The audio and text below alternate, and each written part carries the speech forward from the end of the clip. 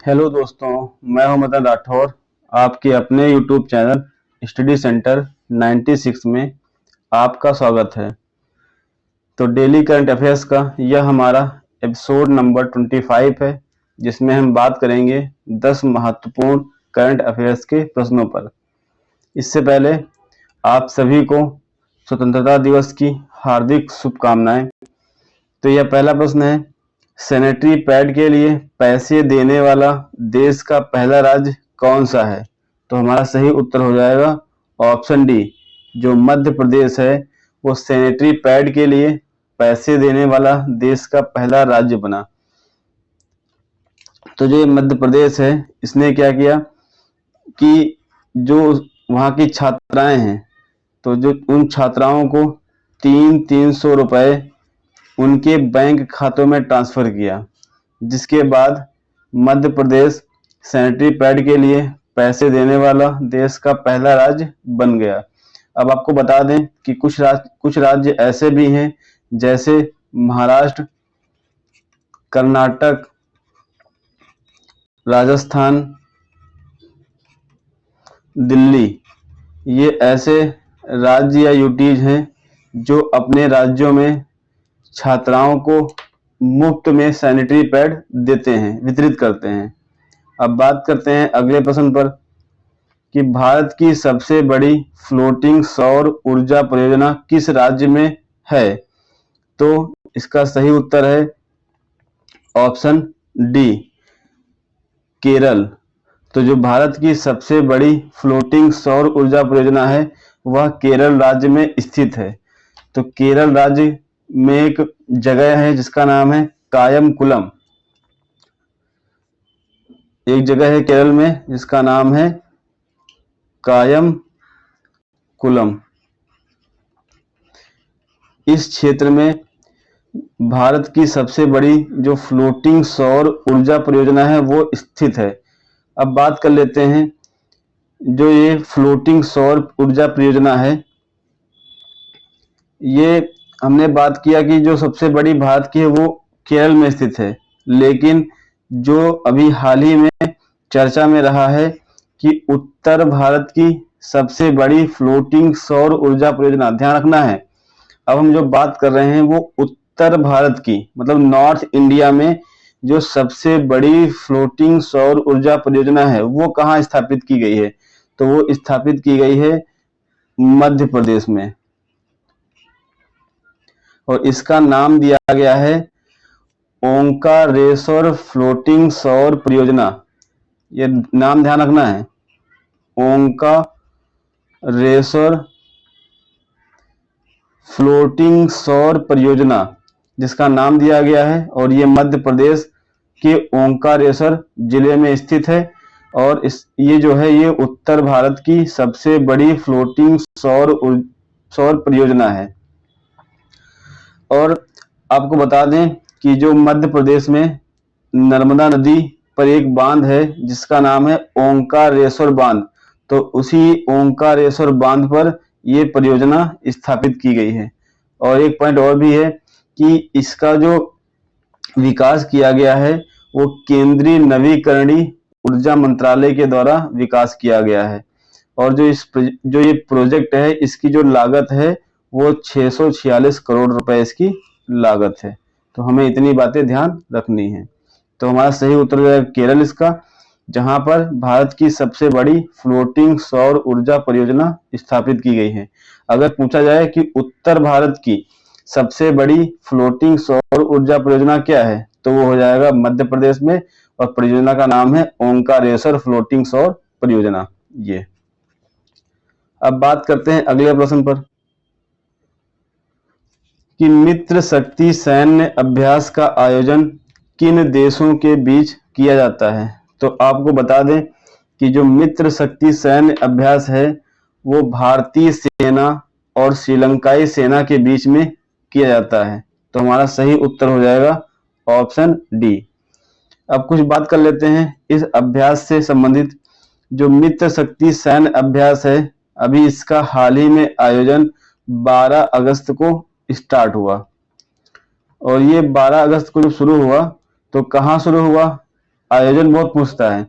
तो इसका आयोजन श्रीलंका में एक सेना प्रशिक्षण स्कूल है, तो वहीं पर शुरू हुआ है। तो हमें श्रीलंका ध्यान रखना है कि इसका आयोजन जो हुआ श्रीलंका में हुआ इस बार। और जो ये मित्र सैन्य अभ्यास है, ये इस बार 10वां संस्करण मनाया जा रहा है। और इसकी शुरुआत पहली बार कब हुआ था? तो ये पहली बार 2012 में शुरू किया गया था। और इस मित्र शक्ति सैन्य अभ्यास में जो भारत की ओर से भाग ले रहे हैं उनका नाम है राजपुताना राइफल्स। ये नाम ध्यान रखना है, राजपुताना राइफल्स, जो मित्र शक्ति अभ्यास में भाग ले रहे हैं। और जो श्रीलंकाई सेना की तरफ से भाग ले रहे हैं उनका नाम है गजाबा रेजिमेंट। उनका नाम इतना इंपॉर्टेंट नहीं है, लेकिन जो ये राजपुताना राइफल्स है ये नाम ध्यान रखना है। अब बात कर लेते हैं जो मित्र शक्ति सैन्य अभ्यास है, इसका आयोजन वार्षिक रूप से होता है, मतलब प्रतिवर्ष इनका आयोजन होता है। और आयोजन एक वर्ष अगर इंडिया में हुआ तो उसके अगले वर्ष श्रीलंका में आयोजन होगा, मतलब ये अल्टरनेट जगह बदलती रहती है। तो ये हमने बात की मित्र शक्ति सैन्य अभ्यास पर। अब बात करते हैं अगले प्रश्न पर। अखिल भारतीय आयुर्वेद संस्थान ने आयुर्वेद अनुसंधान एवं शिक्षा को बढ़ावा देने के लिए किस विश्वविद्यालय के साथ समझौता किया है? तो हमारा सही उत्तर हो जाएगा ऑप्शन डी, एमिटी विश्वविद्यालय। अगला प्रश्न है, भारत का पहला अनाज एटीएम किस राज्य में खोला गया? तो आपको बता दें कि जो भारत का पहला अनाज एटीएम है वो उड़ीसा के भुवनेश्वर में खोला गया है। तो हमारा सही उत्तर हो जाएगा ऑप्शन डी। अब हम बात कर लेते हैं अनाज एटीएम के बारे में। तो जो अनाज एटीएम है इसे एक और नाम दिया गया है जिसे बोलते हैं अन्नपूर्ति अनाज एटीएम।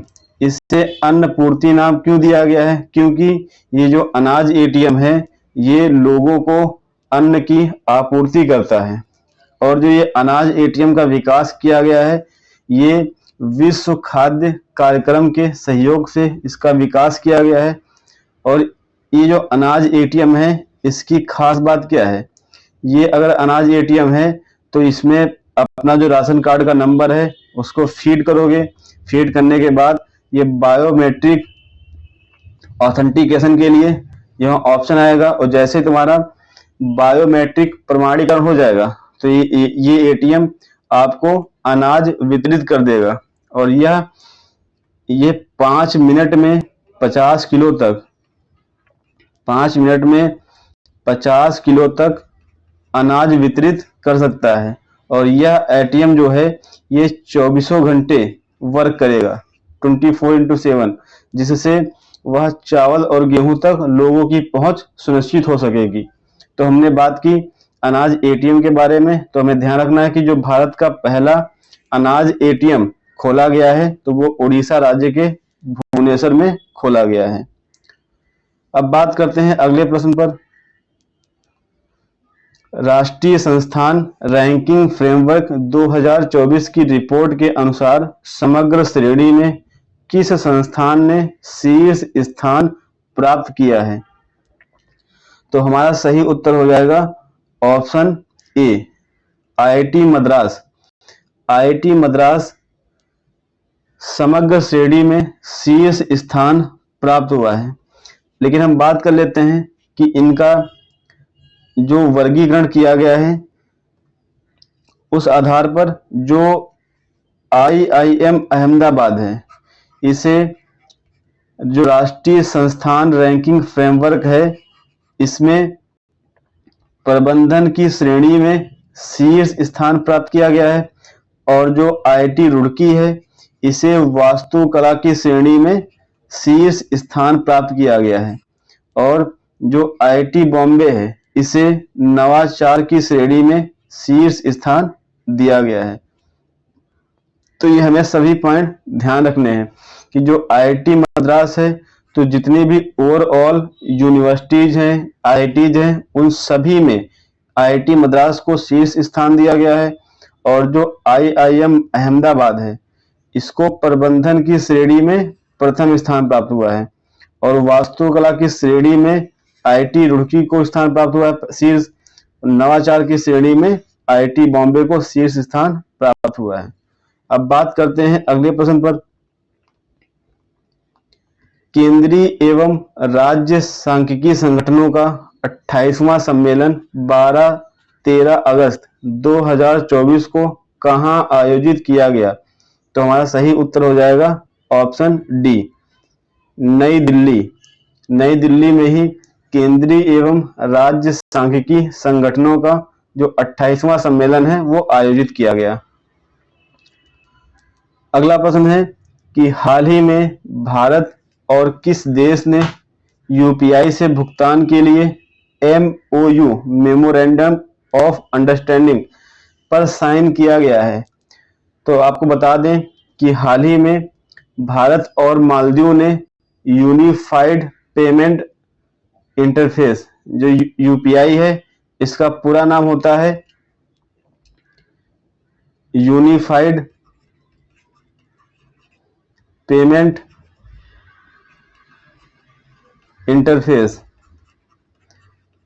तो हाल ही में भारत ने मालदीव के साथ यूपीआई शुरू करने के लिए एक समझौता ज्ञापन पर साइन किया है।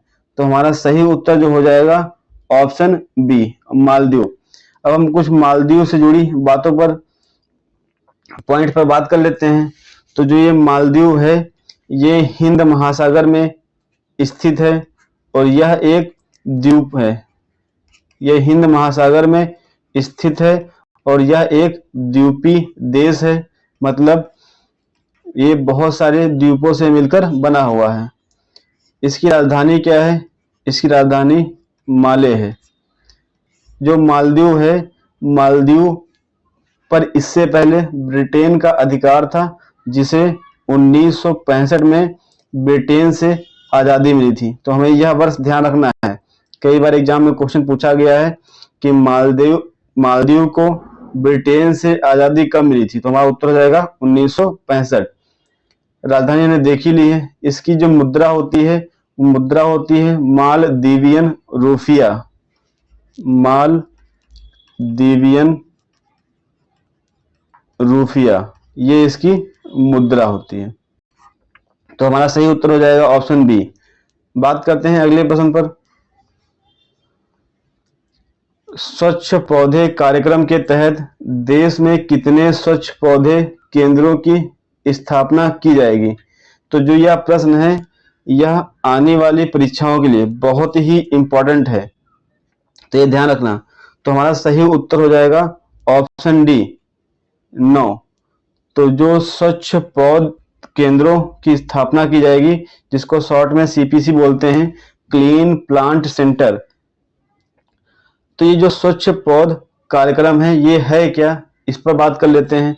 लेकिन इस पर बात करने से पहले हम ये समझ लेते हैं कि जो ये स्वच्छ पौधे हैं, ये क्या होते हैं। तो जो स्वच्छ पौधे होते हैं, ऐसे पौधे होते हैं जिनको लगाने से पहले या जिनका रोपण करने से पहले इस चीज का परीक्षण किया जाता है कि ये पौधे वायरस से, बैक्टीरिया से, कवक से प्रभावित तो नहीं होते हैं। उनका परीक्षण करने के बाद ही ऐसे पौधों का रोपण किया जाता है, ताकि वे पौधे संक्रमण से प्रभावित ना हो सके। तो ऐसे पौधे लगाने का उद्देश्य क्या होता है? उद्देश्य यही होता है ताकि हम उत्पादकता को बढ़ा सकें और जो हमारा पारिस्थितिकी सिस्टम है उसको संतुलित रख सकें। अब बात कर लेते हैं कि जो ये स्वच्छ पौध कार्यक्रम है, इसके बारे में। तो जो स्वच्छ पौध कार्यक्रम है, इसकी जो घोषणा हुई थी, इसकी घोषणा जो बजट 2023 है, 9 फरवरी 2023 में जो बजट पेश किया गया था, उस फरवरी 2023 के बजट में स्वच्छ पौधे कार्यक्रम की घोषणा की गई थी, लेकिन इसकी मंजूरी अभी हाल ही में दी गई है, जिसके कारण यह चर्चा में रहा है। तो इसकी जो मंजूरी दी गई है वो है 9 अगस्त 2024। ये जो डेट है, ये डेट पीसीएस, आरओ और यूपीएससी के दृष्टि से बहुत ही महत्वपूर्ण है। तो एग्जाम में क्वेश्चन ऐसे पूछ सकता है कि स्वच्छ पौधे कार्यक्रम की घोषणा किस बजट में की गई थी, या पूछ सकता है कि इस कार्यक्रम की शुरुआत किस वर्ष की गई थी। तो उसकी ये शुरुआत हुई थी 9 अगस्त 2024 को, और जो इसकी घोषणा हुई थी वो फरवरी 2023 को घोषणा हुई थी। उद्देश्य की तो हम उसकी बात ही कर लिए हैं। तो हमने कहा था कि अगर हम वृक्षारोपण कर रहे हैं तो रोपण करने से पहले यह देखते हैं कि वह वायरस से, कवक से या बैक्टीरिया से प्रभावित तो नहीं है, ताकि हम उत्पादकता को बढ़ा सकें और जो पौधे हैं उनकी गुणवत्ता को भी बढ़ा सकें। और जो ये कार्यक्रम है, इस कार्यक्रम की जो लागत है, जो वित्त आवंटन है, वो 1765.67 करोड़ रुपए आवंटित किया गया है। और इसका जो क्रियान्वयन है, ये भारतीय कृषि अनुसंधान परिषद के सहयोग से जो राष्ट्रीय बागवानी बोर्ड है, ये इसका कार्यान्वयन करेगा। राष्ट्रीय बागवानी बोर्ड ये इस कार्यक्रम का क्रियान्वयन करेगा, और इसके घटक के रूप में स्वच्छ पौध केंद्र की स्थापना की जाएगी।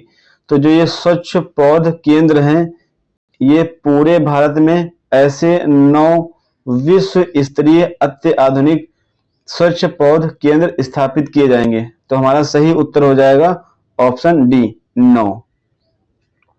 बात करते हैं अगले प्रश्न पर। हाल ही में जारी सांख्यिकी एवं कार्य मंत्रालय भारत सरकार की रिपोर्ट के अनुसार वर्ष 2036 तक भारत का जो लिंग अनुपात है, 1000 पुरुषों पर 952 महिलाएं होने की संभावना है, परंतु भारत की कुल जनसंख्या लगभग कितना हो जाएगा। तो जो एक क्वेश्चन है, यही बात कर रहा है कि जो 2036 है, उस समय तक जो भारत का लिंग अनुपात है वो 952 हो जाएगा, लेकिन जो भारत की कुल जनसंख्या है वो 2036 तक कितनी हो जाएगी। तो हमारा सही उत्तर हो जाएगा ऑप्शन सी, 152.2 करोड़। 2036 तक भारत की ये जनसंख्या हो जाएगी। ध्यान रखना, इस क्वेश्चन से हमें 2 प्रश्न मिल रहे हैं। पहला प्रश्न यही है कि 2036 तक जो भारत का लिंग अनुपात है वो कितना होने की संभावना है, तो ये हो जाएगा 952, ये भी ध्यान रखना है। और कितनी जनसंख्या होने की संभावना है, 152.2 करोड़। ये तो ये डेटा बहुत ही महत्वपूर्ण है, ध्यान रखना है। तो दोस्तों, यह मेरी आज की क्लास थी। अगर मेरी यह क्लास आपको अच्छी लगी हो तो वीडियो को लाइक करें और अधिक से अधिक शेयर करें और हमारे चैनल को सब्सक्राइब करें। धन्यवाद दोस्तों।